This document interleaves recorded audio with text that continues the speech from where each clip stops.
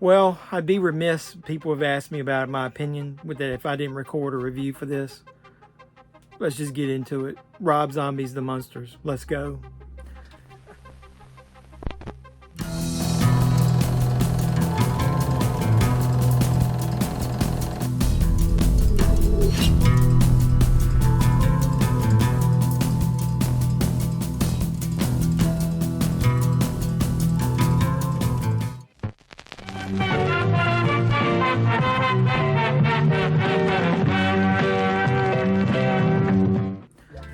So as you can see from my reaction at the beginning, I really didn't have any interest in reviewing Rob Zombie's Munsters on the channel, but a couple people have asked my opinion on the side, and so I wanted to put something out there for public record.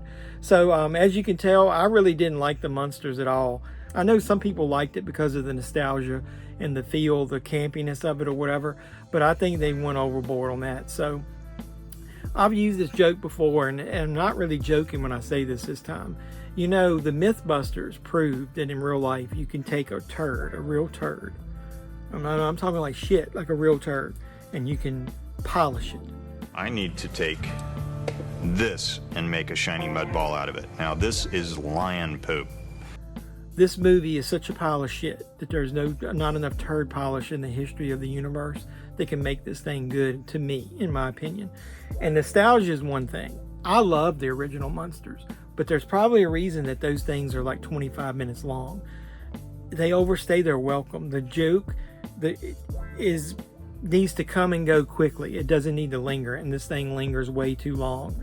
So obviously I'm going to just give you the synopsis. This is a reboot of the Munsters that followed a family of monsters who moved from Transylvania to an American suburb. I think that's one problem there. There's way too much of the movie that happens in Transylvania.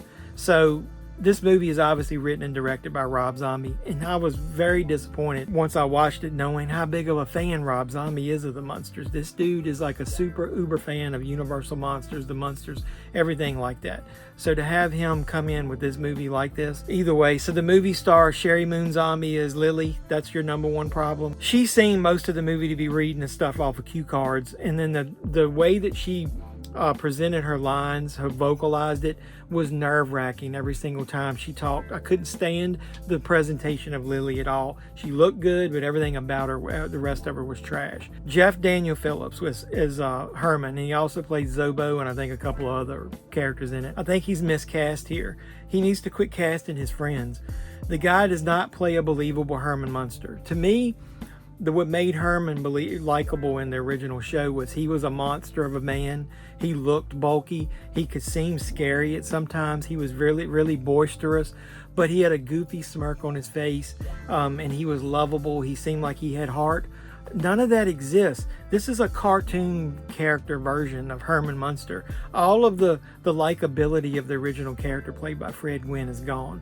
Now, I will say the one bright spot of this movie, in my opinion, is Daniel Roebuck, who plays the Count, aka, grandpa, I guess. I'm not sure he's not a grandpa in this because they don't have children, but either way, you get my point. To me, he's the bright spot. I really do like his character. I think he plays him to a T. The way he enunciates, the way he presents the character, the way he looks, everything is great about him. So that's the one positive I'm going to give you.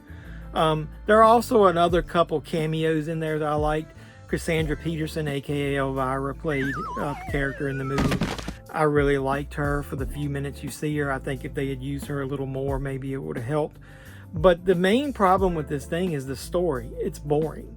I literally swear, what is this, like movies like almost an hour and 50 minutes? I can't remember. I'm not even gonna look.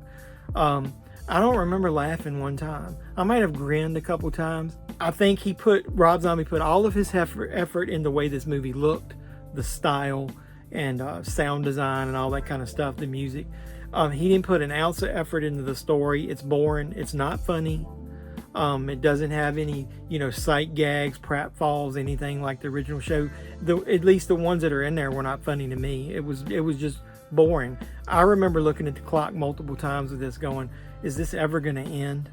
It took them too long to get to America. Maybe if more of the movie was in America and you could have had a lot of that, goofiness between, oh, we're from Transylvania and this is how we live, versus, oh, you shouldn't act that way. you know, fish out of water type of stuff, maybe the movie would have been better. But it didn't. Too much of it was in Transylvania. And I didn't like a lot of the characters that were there. The story, like I said, it just fell flat to me. The whole movie, to me, looked like I was watching, similar to this background here with my colors, it looked like I was watching Joel Schumacher's Batman movies. Too much color, oversaturated colors. I really do think this movie would have, maybe it would have felt a little better if I watched it in black and white. Somebody said that in a review that I watched, that if this movie had been filmed in black and white, maybe we would have thought more of it. I don't think so. I wanted to go into this enjoying it. I didn't get anything after the first few minutes of a nostalgia feel. The story was flat. The acting was terrible. I don't know.